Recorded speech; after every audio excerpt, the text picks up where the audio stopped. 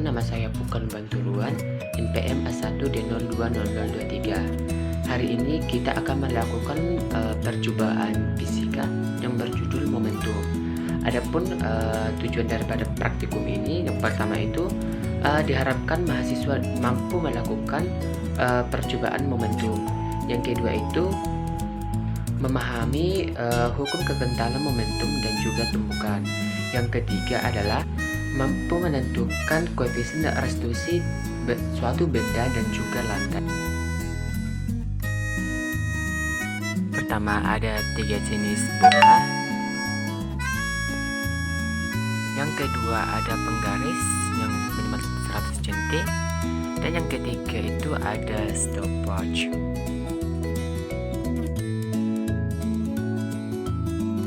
Baik, sekarang kita masuk ke langkah kerja. Langkah kerja yang pertama itu siapkan penggaris 100 cm kemudian tegakkan ke dinding atau pasang meteran secara vertikal ke dinding. Yang kedua, lepas bola pingpong dari ketinggian mula-mula 100 cm bersamaan dengan menekan tombol mulai stopwatch. Yang ketiga, amati ketinggian pantul pertama yang dicapai bola pingpong setelah menumpuk lantai bersamaan dengan menekan tombol berhenti stopwatch. Yang keempat, catat ketinggian pantul pertama dan waktunya pada tabel pengamatan. Yang kelima, ulangi langkah kedua sampai keempat hingga mendapatkan 3 hasil pengamatan.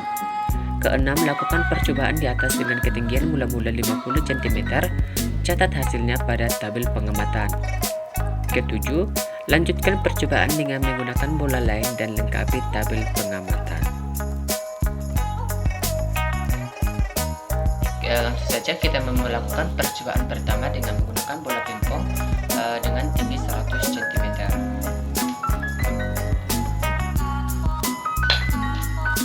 Waktu yang dibutuhkan adalah 1 second dengan tinggi adalah 15 cm.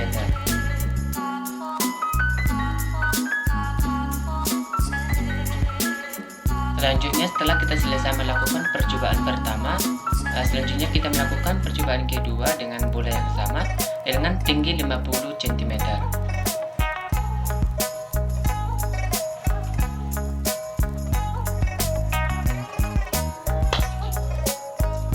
Waktu yang dibutuhkan adalah 0,5 second dengan tinggi adalah 11 cm.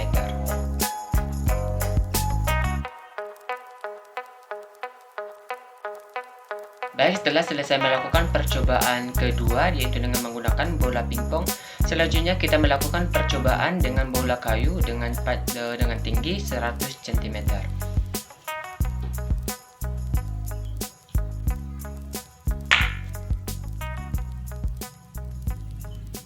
Waktu yang dibutuhkan adalah 1 second dengan tinggi adalah 8 cm.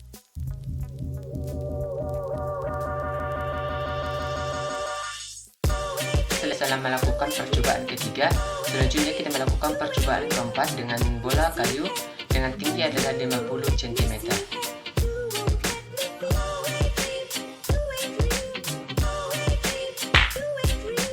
Tingginya adalah 5 cm dengan waktu adalah 0,8 second.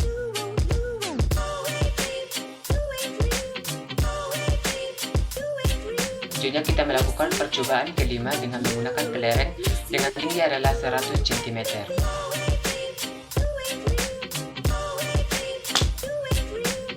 Tingginya adalah 24 cm dengan waktu adalah 1,2 second.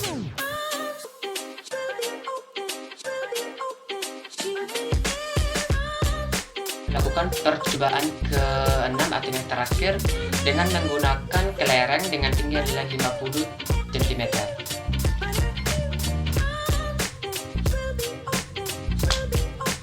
Tingginya adalah 12 cm dengan waktu adalah 0,4 second.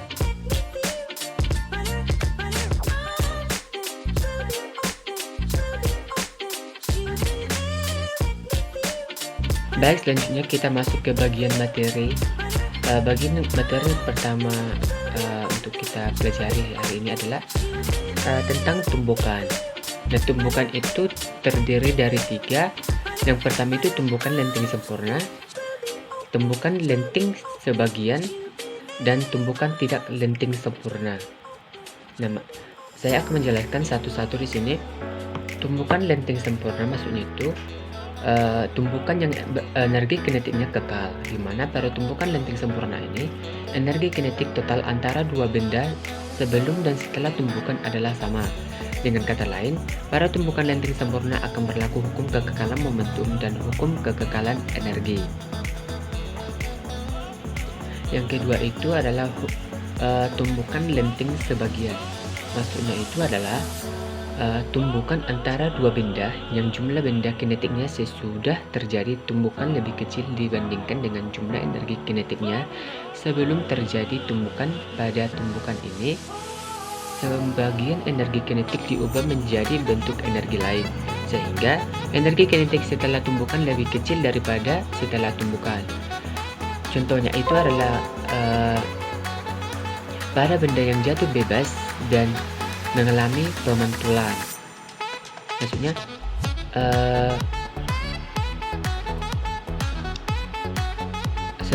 misalnya saya menjatuhkan bola dari sini, lalu jatuh bebas dan mengalami pemantulan. Jatuh tapi sampai di sini, itu yang disebut dengan lenting sebagian. Maksudnya gini, saya jatuhkan benda dari sini dari 30 cm, tetapi pantulan dari bola tersebut, pantulan pertama itu tidak kembali lagi ke tinggi 30 cm, bisa mungkin ke tinggi 18, 20 dan lain-lain seperti itu. Itu yang dikatakan dengan lenting sebagian. Yang ketiga itu adalah tumbukan lenting tidak sempurna. Tumbukan lenting tidak sempurna itu terjadi jika dua benda yang bertumbukan menyatu dan bergerak secara bersamaan, di mana setelah terjadinya tumbukan maka kedua benda akan menggabung atau menjadi satu. Contohnya seperti ini. Ini adalah sebuah truk dan ini adalah mobil sedan yang datang dari arah yang berlawanan. Nah, kira-kira yang menang di bagian tenaga adalah mobil truk dengan melihat ukurannya saja yang lebih besar. Nah, ketika ini menyatu seperti ini, karena energi daripada mobil truk ini lebih besar, ini akan menyatu dan terbawa, didorong oleh mobil truk ini ke depan mobil truk tersebut. Ini yang disebut dengan tumbukan lenting tidak sempurna. Maksudnya itu mobilnya itu akan menyatu bersama, kecepatannya juga akan sama. Karena ini mobil truk ini misalnya adalah kecepatannya setelah bertumbukan 50 meter per second misal, sehingga kecepatan mobil sedan ini juga akan 50 meter per second juga, seperti itu. Yang untuk materi kedua itu adalah nilai koefisien restitusi. Kendati demikian, untuk membedakan tiga jenis tumbukan ini, maka bisa dilihat dari nilai koefisien restitusinya yang diartikan sebagai nilai negatif dari perbandingan antara besar dan kecepatan relatif kedua benda setelah tumbukan dan setelah tumbukan. Secara matematis, nilai koefisien restitusi dapat dituliskan sebagai E sama dengan V1 dikurang V2 per V1 kurang V2. Nah, adapun nilai-nilai koefisien restitusi untuk ketiga jenis tumbukan antara lain. Pertama itu pada tumbukan lenting sempurna itu nilai E-nya adalah 1. Pada tumbukan lenting sebagian itu antara 0 sampai 1, atau 0 lebih kecil daripada koefisien restitusi dan lebih kecil daripada 1. Yang ketiga itu para tumbukan tidak lenting sempurna. Nah, nilai koefisien restitusinya adalah 0. Materi ketiga adalah bagaimana momentum sebelum dan sesudah tumbukan pada jenis tumbukan yang terjadi. Jadi, tumbukan elastik sempurna atau lenting sempurna itu terjadi jika gaya antara benda-benda adalah kekal. maka tidak ada energi mekanik yang berubah atau bertambah maupun berkurang. Pada tumbukan, energi kinetik total sesudah dan sebelum tumbukan adalah sama, itu pada lenting sempurna. Yang kedua itu pada tidak lenting sempurna atau tumbukan tidak elastik sempurna. Maksudnya itu, tumbukan tidak elastik terjadi jika energi kinetik total setelah tumbukan lebih kecil daripada energi kinetik sebelum tumbukan. Yang ketiga itu adalah tumbukan antara elastik sempurna dan tidak elastik sempurna atau lenting sebagian. Fenomena tumbukan umumnya terjadi antara tumbukan elastik sempurna dan tidak elastik sempurna. Pada tumbukan ini, tenaga kinetik setelah tumbukan lebih kecil daripada sebelum tumbukan.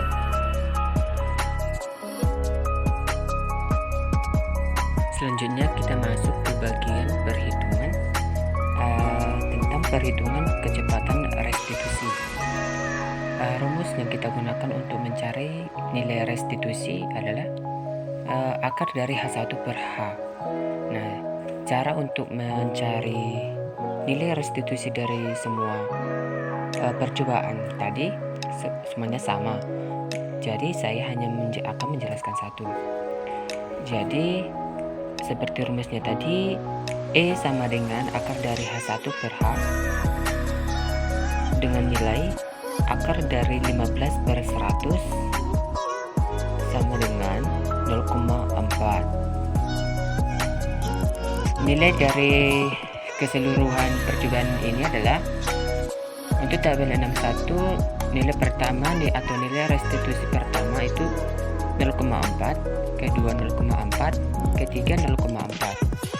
Untuk tabel 62, nilai pertama itu 0,469, nilai kedua 0,447, nilai ketiga 0,489, dan tabel ketiga nilainya yang pertama itu ada 0,282, yang kedua adalah 0,244, yang ketiga adalah 0,264. Untuk tabel percobaan 64, nilai pertama itu adalah 0,346, yang kedua itu adalah 0,894, yang ketiga itu adalah 0,707. Untuk tabel 65, pertama adalah 0,489, yang kedua adalah 0,479, yang ketiga adalah 479. Untuk tabel 66, nilai pertama adalah 0,489, yang kedua adalah 0,469, dan yang terakhir adalah 0,469. Selanjutnya kita melakukan perhitungan untuk rala mutlak, rala nisbi, ketelitian, dan juga hasil pengukuran. Nah, di sini saya akan menjelaskan salah satu saja dari tabel 61. Selanjutnya bisa dilihat karena caranya juga sama. Yang pertama itu ralat mutlak. Kita di sini menggunakan rumus delta X sama dengan akar dari sigma kali X kurang X kuadrat per N dikali N kurang 1. Untuk nilai X kurang X adalah 46 kuadrat per 3 dikali 3 kurang 1, sehingga didapatkan akar dari 2116 per 6, sehingga kita dapatkan 352,67. Nah, akar dari 352,67 adalah 18,779. Nah, selanjutnya masuk ke rala nisbi. Rumus yang kita gunakan di sini adalah X sama dengan sigma xn per N, di mana xn itu adalah nilai dari keseluruhan X dikurang X. Jika N itu adalah banyak percobaan yang kita ulangi, sehingga kita dapatkan 46 per 3 adalah 15,33. Maka untuk mencari nilai daripada rala nisbi itu kita gunakan rumus delta L sama dengan delta X per X dikali 100%. Sedangkan untuk delta X itu adalah nilai dari ralat mutlak, sedangkan X itu adalah nilai dari X yang kita cari sebelum untuk ralat nisbi. Sehingga 18,779 per 15,33 dikali 100% itu adalah 122,498%. Untuk ketelitian, kita gunakan rumus K sama dengan 100% dikurang delta L, di mana 100% dikurang 122,498% adalah min 2,498%. Untuk hasil pengukuran kita menggunakan rumus X plus minus delta X. X itu didapat dari X tadi yang untuk mencari ralat nisbi, sedangkan delta X itu untuk nilai dari ralat mutlak tadi.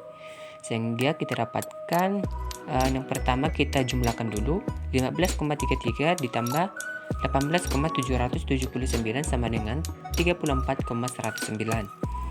Yang kedua kita kurangkan, 15,33 dikurang 18,779 sama dengan min 3.449. Baik, sekian untuk praktikum hari ini.